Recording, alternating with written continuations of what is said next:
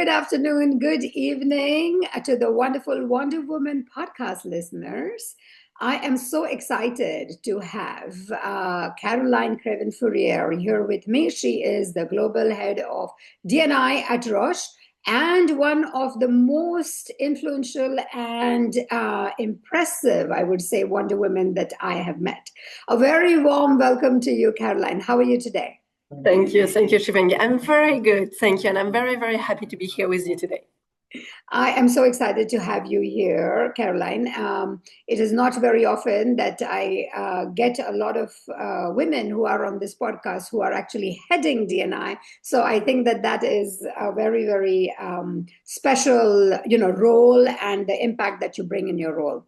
I'd love for you to track for our listeners and our watchers a little bit around your journey, your career trajectory, especially about, leaving your home country and working in other countries, that I call a Wonder Woman.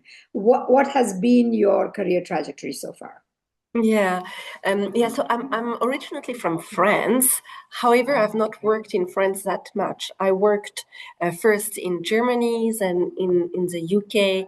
I worked in Belgium and in Switzerland and in Asia, in Singapore. And what really was interesting with all those experiences was that I learned different cultures and how you can sometimes perform a similar job expertise-wise in very, very different ways because of the cultural context and because of how the society is set in those different countries. And that's also something that I learned, which is that sometimes you think, oh, I'm just crossing the border, it's very close, so it will be culturally very close. And actually you underestimate the need for change. And you think that because you're moving far away, then the adjustment will take a lot of energy. But sometimes just crossing the border from your home country can be a very, very big change. Wow. Yeah, that is very insightful. I mean, when you think about like the French or the Swiss French part, and then you come to the German part, that is what a lot of people say, within a country, a tiny country, and, so much change, right? Yeah. When you look back on all of these, and you have now lived in multiple countries and multiple cultures, what moments during, if you were to reflect back, do you think that you had to change, not just the way you work, but something that changed within you, maybe your view on what life is, or maybe a value or a belief system? So it's a very good question. I think moving for me from a pure business leadership role when I was in procurement and in operations into a people and culture leadership role is really something that was a big change for me. I think it probably started with me realizing, while still being in that procurement role, that the true performance of the organization will come through the people, and therefore that change into a people department. I think that was something that really had a big impact on me. I would say another one that had a big impact was when I moved from Switzerland, where I was working, to Singapore, and where really I learned a lot in terms of culture, in terms of adaptability, in terms of humility. That was a big moment of learning in the work. And it's not work related, but I will still say it. Something that really shaped me and changed me was also when I became a mother. So it's not work related, but and I think every parent would tell you that you just learn so much about yourself, and you question yourself, and you become vulnerable. And those are qualities that you then bring back to the workplace as well. And becoming a mother while I was in global roles was also an interesting dynamic in terms of what you are bringing then back to work, or what you are bringing from work to home. So a lot of learnings, and I keep learning a lot. Well, yeah, growth and learning and growth, right? It's like a cycle. Have you had in your career a piece of either advice or maybe you worked with some kind of a mentor where you felt that something changed in the way that following that particular perspective, and it maybe your path took an unexpected turn? Yeah, I do remember that moment very, very well. So I was at a crossroad. I was in procurement. I had the opportunity to go for an HR role. And like with every big change comes a lot of uncertainty and a lot of questions. And I turned to this person I was using at the time as a mentor.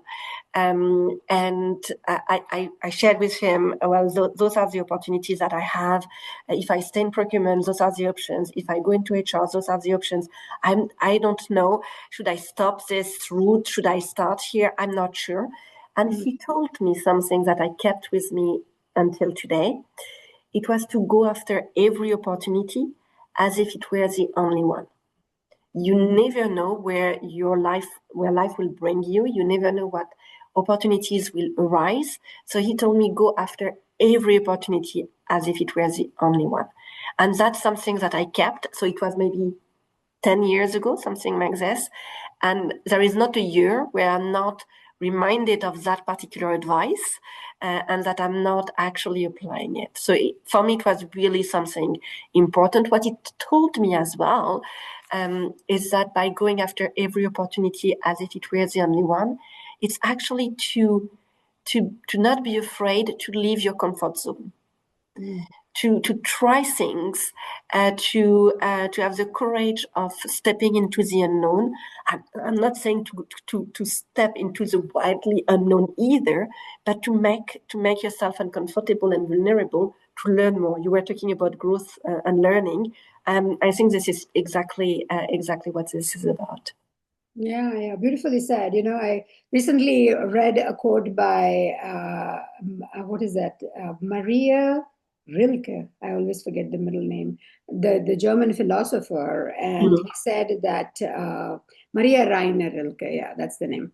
And he said that actually growth is nothing but getting defeated by bigger and bigger purposes. And I thought this is a very interesting way to think about growth, right? Because sometimes growth is about, when we are younger, it is about, getting that promotion, getting that team. And then later, as we go into, we climb, as we call it, the second mountain, when we've like been there, done that in those senior roles, it is really about, okay, so what is the purpose? And, what am I trying to achieve? And I'm sure Caroline, you are at that, particular stage where you're thinking about, okay, what's the impact you're creating on the world? Because it's not so much about what am I getting, because there's so much about, what you're giving. And I'm so privileged to have you on the board of Thrive with Mentoring as a very active contributor, and also shaping, where we are going, in this whole space of women to women mentorship. Yeah. Another question that came to my mind is around maybe a lesson that was disguised as a regret. Maybe at that time there was a moment that taught you something where you maybe felt you were trying to go in a particular way and then you regretted doing something. Because sometimes I do feel that some of our lessons come from some of our mistakes. Yeah. And I think you're absolutely right with that. I think the best lessons I've ever had in my life were coming from mistakes I've made, and we need to. I think also we need to be proud. I don't know, but to really acknowledge those mistakes and really take ownership of those. I think it's really the word, taking ownership of that. In my case, I think that there was this early belief I had that the results I would bring to the table would drive the change. That by bringing good results or proofs of something, then you would drive the change, whatever the change is, in procurement, in HR, or in other places. And then came the realization through those mistakes that the change is actually not analytical, or it's not just analytical. It's not because you are bringing the data that the change will happen. Change is actually human, and it's heavily human-centric. And I truly feel that a lot of changes are currently, or for many years, not brought the fruit we thought they would, because we underinvested as organization into the human part of change. And sometimes, and I'm guilty of that, sometimes we moved, or we still move today, too fast with solutions, rather than really taking the time to stop and bring people along, and to bring them along emotionally. And so there is this say of, there is the heart and there is the head and there is the heart. I think it's very, very true. I think we understand it intellectually, but at least for me, I'm not saying for everybody, but at least for me, it took me quite some mistakes to be able to truly understand what it meant concretely. And so really for me today, that has shaped me in terms of what I consider leadership to be. Old-fashioned leadership was about expertise, so it was about the data, was about the analytics.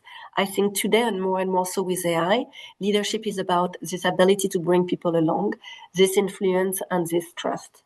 But it took me quite some mistakes to get there. Yes. I mean, yeah, and you are actually talking about a belief that you almost have to outgrow in some ways, because it's logical, right? I mean, a lot of the mergers and acquisition, and leadership involved in that phases, there's so many times, there is a market logic, and, why these changes need to happen. And, then one team needs to be fused with the other team, or some people are let go, etc. And there is an extraordinary amount of data that shows that a lot of M&A efforts fail. And I think what you're alluding to is exactly that human change piece, how much effort has been put to really bring maybe two completely different cultures together, a way of working, the way of decision making, who's influential in the system. I mean, there's just so much linked to human decision making and human relationships. And you put it very beautifully, Caroline, that yes, we understand this, but moving from understanding to actually behaving in that way, I love to call it this knowing doing gap, right? The knowing doing gap is not the easiest to overcome. And you always will probably need more time than you thought you might. To bring people through that change. And of course, this whole, what we see happening with AI at warp speed today, in terms of, people getting replaced, and, whole functions getting replaced, and people being let go, and all of that, with that logic that this will create more effective, efficient, less cost, whatever that logic is, systems. Time will tell, what finally then happens, what has happened and who's done it better than the others, because everybody seems to be on that bandwagon today. Yeah. In your personal experience, have you seen some kind of a shift, and maybe AI is a good example there, right? How are you working differently as we live in this, area of, or arena, I would say, of, I call it angst. I feel as if there is, AI has created like an angst in the society today.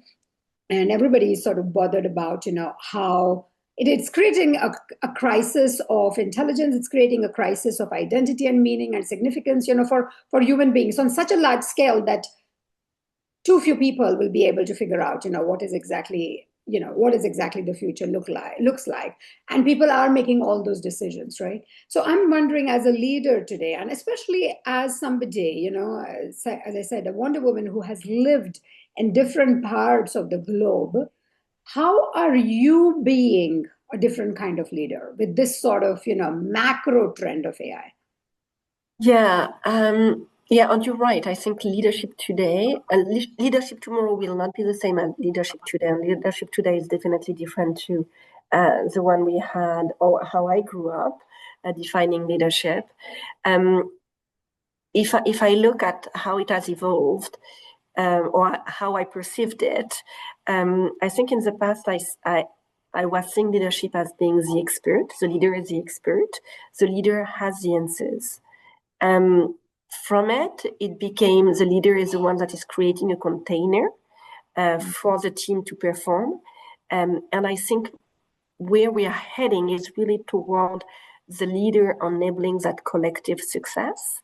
And that collective success will be generated differently tomorrow with AI, definitely, because roles are changing. Some roles that we used to have even a year ago, we are not recruiting for the same kind of roles today. And this is accelerating, so absolutely. But I think there is also a transformation in terms of that culture of trust and that culture of, so the word of psychological safety is one that we hear more and more in organizations, so that you can test, you can try things and fail. And I don't think that there is an issue in failing. I think there is an issue in not recognizing you're failing or not taking the learnings from failing. And I think this is more and more the culture that we will have. And I see this is a shift. I think it is a big shift for us today and in the future. And with that, we really need to be more comfortable with navigating uncomfortable elements or navigating the unknown. We've seen 2025, for instance, was a year that certainly brought a lot of uncertainty. And I think truly it will be the new norm, whether it's coming from one country, whether it's coming from something else. But this instability is something that leaders today and tomorrow, even more so, will need to be able to navigate and to shape that environment for the teams to be able to manage through that. So I think it will be less about the controlling of the data, making sure you have all the information before making the decision, rather than this adaptability and this iteration of how you are making decisions as well. So it's a big change ahead of us. Yeah, and it is, the pace of change keeps accelerating, right? I remember years ago Peter Senge talking about the learning organization, and it was really, I'm talking 30 years ago, right? So it was a long time back where it was being propagated that the best kind of organization is the one that learns in a iterative way, and the cycles used to be much longer. I think the cycles are now much shorter. This ways of agile learning and agile thinking, huddle, having this small group huddles, and then quickly going through the pace of making a decision and then implementing that decision, seeing what works. And as you rightly said, admitting what does not work or what was maybe a mistake or what was not the correct decision based on that incomplete data in most cases, and uncertain environment. I mean, that's going to be a reality. So that whole culture of still progressing despite having making setbacks almost a part of that, right? But I'm wondering, on an individual basis, Caroline, where would you say, and again, I'm bringing back to that whole idea of a high-skilled immigrant woman, right? Who's on crossroads, who's probably trying to make up her mind around maybe leading a team. I mean, we can continue with this theme of leading a team. You mentioned something interesting. You said that they need to be leaders who are connectors. They're like the connective tissue. They need to make sure that all these different experiments that are happening in different spaces, they are aligned and they are leading towards that common purpose or common objective or common goal. And the goalposts keep changing, right? So what advice would you give to somebody who is at that crossroads and struggling a little bit to figure out how to do this? I think that would be probably a few things. Then to not be afraid to put yourself out there, to really to not wait to be or to feel ready before you go for an opportunity, for instance. That for me is something that I would have loved to be told maybe 20 years ago. And so to be comfortable with that uncomfortable element.